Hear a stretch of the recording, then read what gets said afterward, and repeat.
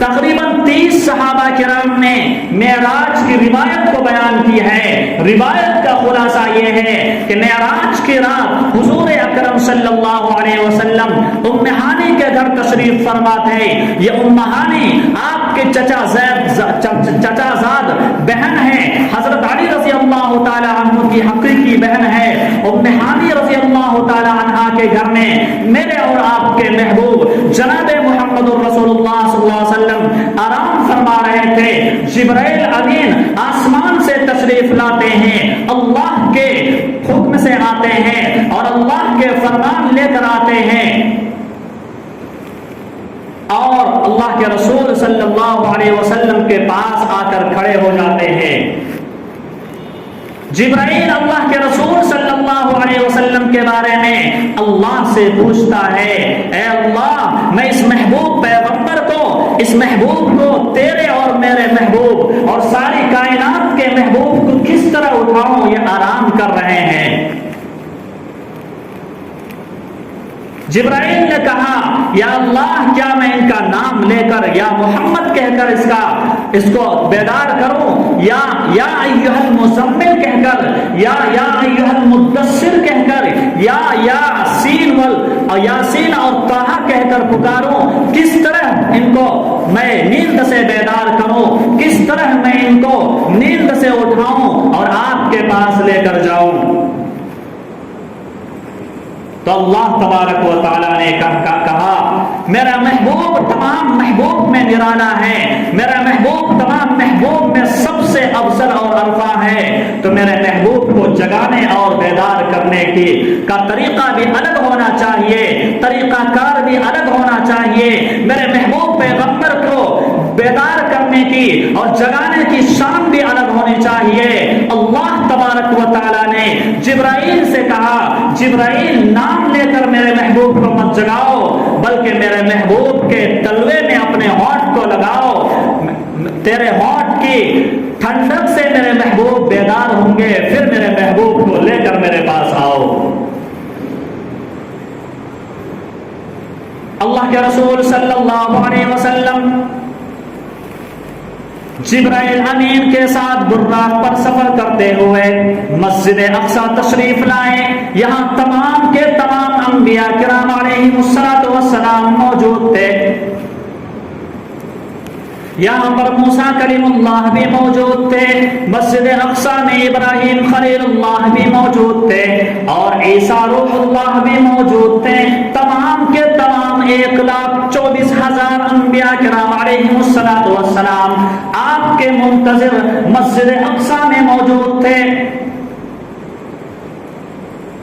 جیسے ہی اللہ کے رسول صلی اللہ علیہ وسلم کی مسجد حرام سے مسجد اقصی تشریف آوری ہوئی، تمام انبیاء کرام علیہم الصلوۃ والسلام نے آپ کی اقتداء میں 2 رکعت نماز ادا کی۔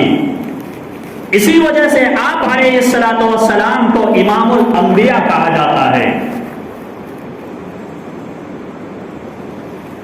اس کے بعد میرے محبوب پیغمبر کو حضرت جبرائیل علیہ الصلوۃ والسلام آسمانی دنیا یعنی سب سے پہلا آسمان کی طرف لے کر جانے لگے۔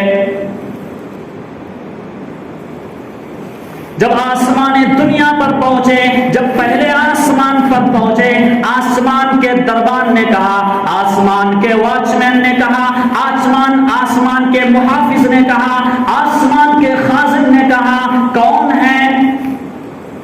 جبرائیل امین علیہ الصلوۃ والسلام نے اپنا نام بتایا۔ پھر سوال کیا گیا، آپ کے ساتھ کون ہے؟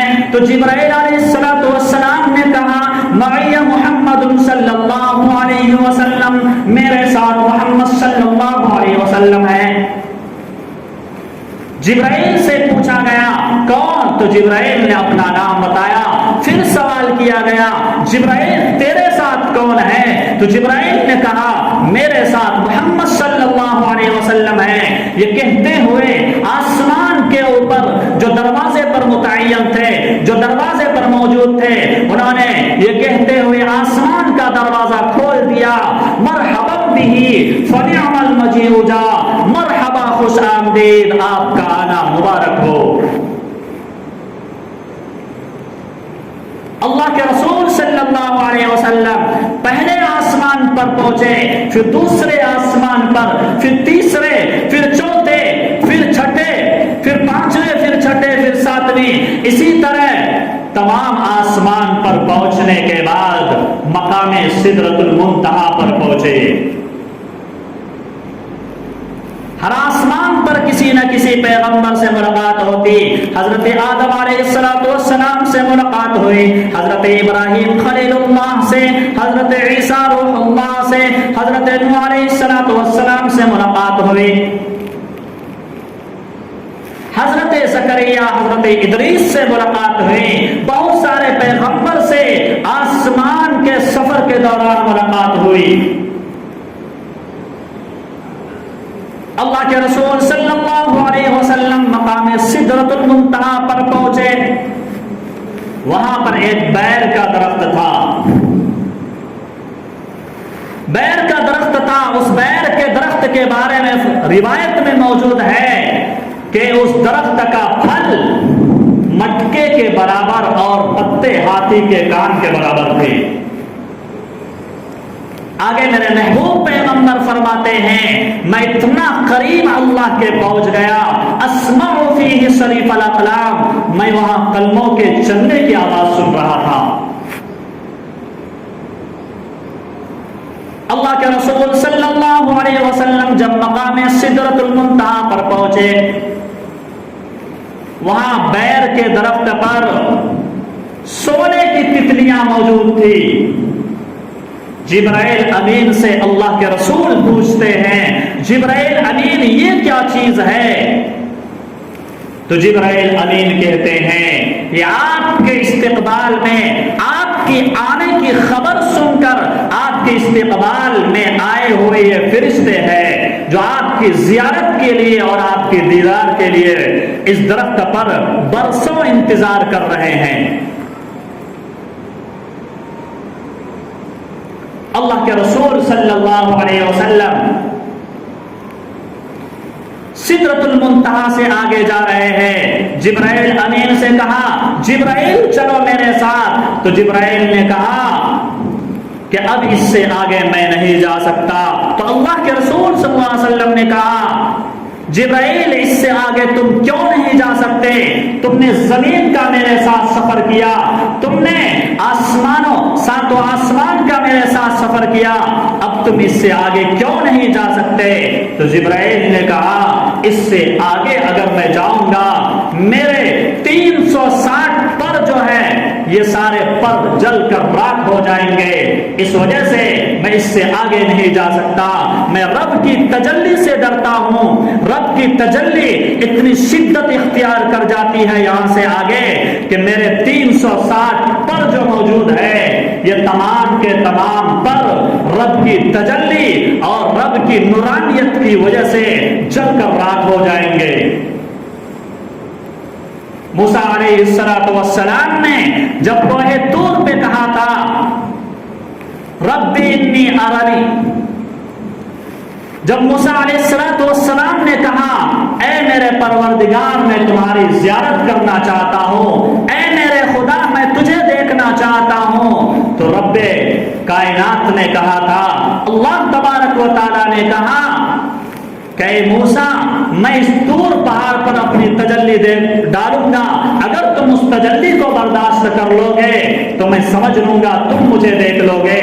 جیسے ہی اللہ تبارک و تعالیٰ نے اس طور پہاڑ پر تجلی ڈالی وہ طور پہاڑ ریزہ ریزہ ہو گیا اور حضرت موسیٰ علیہ السلام بے ہوش ہو کر زمین پر گر پڑے۔ تو رب کی تجلی اتنی خطرناک ہے تو جبرائیل علیہ السلام نے کہا اے محبوب خدا، اے جناب محمد الرسول اللہ صلی اللہ علیہ وسلم، اے امام الانبیاء، اے سید الانبیاء، میں اس سے آگے نہیں جا سکتا، اگر میں اس سے آگے جاؤں گا تو میرے جتنے پر ہیں یہ تمام کے تمام پر جل کر راکھ ہو جائیں گے۔ تو اللہ کے رسول صلی اللہ علیہ وسلم اس سے آگے اکیلے ہی سفر کرنا شروع کیے اور اللہ تبارک و تعالیٰ کے سامنے حاضر ہوئے، اللہ تبارک و تعالیٰ کے حضور حاضر ہوئے۔ اللہ تبارک و تعالیٰ نے اللہ کے رسول صلی اللہ علیہ وسلم سے پوچھا کہ جب محبوب کسی محبت کرنے والے کے پاس جاتا ہے، جب ایک محبوب دوسرے محبوب سے ملتا ہے، دنیا کا یہ رواج ہے اور یہ پورے عالم کا رواج ہے اور ہر جگہ کا رواج ہے کہ جب ایک محبوب دوسرے محبوب سے ملتا ہے تو کوئی گفٹ اور ہدیہ لے کر جاتا ہے۔ تو اللہ تبارک و تعالیٰ نے میرے محبوب پیغمبر سے پوچھا، اے محمد، اے میرے محبوب، بتا تو صحیح، تم دنیا سے سفر کر کے، آسمانوں کا سفر کر کے میرے پاس آئے ہو، بتاؤ تو صحیح میرے پاس تم کیا ہدیہ لے کر آئے ہو؟ اللہ نے پوچھا، اے میرے محبوب، تم زمین کا سفر کر کے، آسمان کا سیر کر کے تم میرے پاس آئے ہو، میرے لیے کیا لائے ہو؟ بتاؤ تو صحیح۔ کیونکہ اصول ہے، قانون ہے کہ جب ایک محبوب دوسرے سے ملتا ہے تو کچھ نہ کچھ لاتا ضرور ہے۔ تو اللہ کے رسول صلی اللہ علیہ وسلم نے کہا، التحیات للہ والصلوات والطیبات، السلام علیک ایھا النبی ورحمۃ اللہ وبرکاتہ۔ تو میرے محبوب پیغمبر نے کہا، التحیات للہ، اے میرے خدا، اے میرے پروردگار، تمام قولی عبادت ہے، تمام بدنی عبادت ہے، تمام مالی عبادت ہے، تمام جسمانی عبادت ہے، یہ تمام کے تمام آپ کے لیے ہے۔ فرمایا کہ جتنی بھی میں عبادت کر رہا ہوں، اے میرے خدا، یہ سب آپ کے لیے ہے۔ التحیات للہ، تمام قول عبادت ہے، التحیات للہ والصلوات والطیبات، تمام قول عبادت ہے، تمام مالی عبادت ہے، تمام بدنی عبادت ہے، یہ آپ کے لیے ہے۔ تو پھر میرے اللہ تبارک و تعالیٰ نے، اللہ نے میرے محبوب سے کہا، اے میرے محبوب، جب تم میرے لیے یہ ساری چیز لائے ہو تو میں تم پر سلامتی بھیجتا ہوں اور سلام پیش کرتا ہوں، السلام علیک ایھا النبی ورحمۃ اللہ وبرکاتہ۔ تو میرے محبوب پیغمبر نے کہا، اے میرے اللہ، صرف مجھ پر سلامتی نہ ہو بلکہ میرے بعد جو، میرے پیچھے جو بہت سارے نیک بندے ہیں، آپ کی پرستش کرنے والے ہیں، آپ کی عبادت کرنے والے ہیں، آپ کے گن گانے والے ہیں اور آپ ہی کی عبادت کرنے والے ہیں، ان کے اوپر بھی سلامتی ہو۔ تو اللہ تبارک و تعالیٰ نے کہا، السلام علینا وعلی عباد اللہ الصالحین۔ میرے عزیزو، ہم اور آپ جو التحیات پڑھتے ہیں، یہ اللہ تبارک و تعالیٰ اور میرے محبوب پیغمبر کے درمیان جو عرش بری پر، جو عرش معلیٰ پر جو بات ہوئی ہے، وہ بات اور اس کلام کو ہم اور آپ نماز میں پڑھتے ہیں۔ اللہ تبارک و تعالیٰ کے حضور جب پیش ہوئے تو اللہ تبارک و تعالیٰ نے 3 اور تحفے پیش کیے، 3 چیزوں کا وعدہ فرمائے۔ میرے محبوب پیغمبر سے کہا، میں تم سے 3 چیزوں کا وعدہ کرتا ہوں۔ سب سے پہلی چیز، آپ علیہ السلام کو جو اللہ تبارک و تعالیٰ کی جانب سے جو تحفہ عطا کیا گیا، ان تحفوں میں سے سب سے پہلا تحفہ یہ ہے کہ اللہ تبارک و تعالیٰ نے کہا، شرک کے علاوہ ہر گناہ کی بخشش کا وعدہ کرتا ہوں۔ دوسرا تحفہ یہ ہے کہ میں تجھے سورہ بقرہ کی آخری رکوع عطا کر رہا ہوں۔ اور تیسرا تحفہ میرے عزیزوں، سب سے عظیم الشان تحفہ، سب سے بڑا تحفہ اور سب سے عرفہ اور اعلیٰ تحفہ وہ نماز کا تحفہ ہے۔ جب میرے محبوب پیغمبر آسمان پر گئے تو اللہ تبارک و تعالیٰ نے نماز کا تحفہ دیا. زکوٰۃ کی جب باری آئی تو اللہ نے زمین پر عطا کر دیا. روزے کی جب باری آئی تو اللہ نے زمین پر عطا کر دیا, جبرائیل کے ذریعے بھیج دیا. حج کی باری آئی تو اللہ نے حج کو جبرائیل کے ذریعے بھیج دیا. لیکن جب نماز کی باری آئی تو اللہ تبارک و تعالیٰ نے کہا یہ عظیم الشان تحفہ ہے, یہ عظیم الشان چیز ہے, اس چیز کو میں زمین پر جبرائیل کے واسطے کے ذریعے نہیں بلکہ میں آپ کو بلا واسطہ یہ عطا کرنا چاہتا ہوں. کیا آپ اور ہم جانتے ہیں کہ نماز کا تحفہ جو عطا کیا گیا یہ میرے عزیزوں 50 نمازوں کا تحفہ عطا کیا گیا. ب50 صلاۃ کل یوم, ہر دن میں 50 وقت کی نماز ہے. اللہ تبارک و تعالیٰ نے یہ تحفہ عطا کیا. اس تحفے کو لے کر اللہ تبارک و تعالیٰ کے محبوب جناب محمد رسول اللہ صلی اللہ علیہ وسلم زمین پر تشریف لا رہے تھے کہ آپ کی ملاقات حضرت موسیٰ علیہ السلام سے ہوئی. موسیٰ علیہ السلام نے پوچھا بما امرت, آپ کو کس چیز کا حکم دیا گیا ہے, آپ کو کیا عطا کیا گیا ہے, آپ کو کون سا تحفہ عطا کیا گیا ہے. تو اللہ کے رسول صلی اللہ علیہ وسلم نے کہا ب50 صلاۃ کل یوم, ہر دن میں 50 وقت کی نماز ہے. تو موسیٰ علیہ السلام نے کہا ان امتک لا تستطيع ب50 صلاۃ کل یوم, آپ کی امت ہر دن میں 50 وقت کی نماز نہیں پڑھ سکے گی. خدا کی قسم میں بنی اسرائیل کو آپ سے پہلے بہت اچھی طرح سے آزما چکا ہوں. موسیٰ علیہ السلام نے کہا آپ 50 وقت کی نمازیں لے کر جا رہے ہیں, میں آپ سے پہلے بنی اسرائیل کو آزما چکا ہوں, آپ کی امت 50 وقت کی نمازیں نہیں پڑھ سکے گی. موسیٰ علیہ السلام نے اللہ تبارک و تعالیٰ کے محبوب جناب محمد رسول اللہ صلی اللہ علیہ وسلم سے کہا اے لاڈلے پیغمبر, اے پیارے پیغمبر, آپ اللہ کے پاس جائیے اور نمازوں میں کمی کرائیے, نمازوں میں کمی کرائیے. اللہ کے رسول صلی اللہ علیہ وسلم اللہ کے پاس جاتے ہیں, نمازوں میں کمی کراتے ہیں. 5 وقت کی نمازیں کم ہو گئی, 45 وقت کی رہ گئی. اسی طرح نمازوں میں کمی ہوتی رہی, صرف 5 وقت کی نمازیں باقی رہ گئی. موسیٰ علیہ السلام نے کہا بنی اسرائیل کو 2 وقت کی نمازیں فرض کی گئی تھی لیکن وہ نہیں پڑھ سکے. آپ کی امت پر 5 وقت کی نمازیں فرض کی جا رہی ہے, آپ کی امت بھی نہیں پڑھ سکے گی, اور لہٰذا آپ اللہ کے پاس دوبارہ جائیے اور 5 وقت کی نمازوں میں بھی کمی کرائیے. تو اللہ کے رسول صلی اللہ علیہ وسلم نے کہا سألت ربی حتی استحیت ولکنی ارضی واسلم, میں نے اللہ سے بار بار نمازوں میں کمی کرائی, میں نے اللہ سے بار بار نمازوں کے سلسلے میں اللہ سے سوال کیا اور کمی کرایا. اب مجھے دوبارہ جانے میں شرم آتی ہے اور میں اسی 5 وقت کی نمازوں پر راضی ہوں.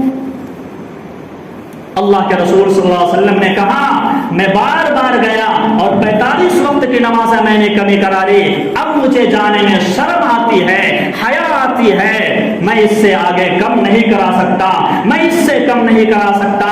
تو اللہ تبارک و تعالیٰ نے کہا اگر تم نہیں کرا سکتے تو انہی 5 وقت کی نماز کے ذریعے میں تجھے 50 وقت کی نماز کا ثواب عطا کروں گا. بخاری مسلم کی روایت ہے یہ 5 وہی 50, یہ ادائیگی میں 5 وقت کی ہے لیکن ثواب میں 50 وقت کے برابر ہے.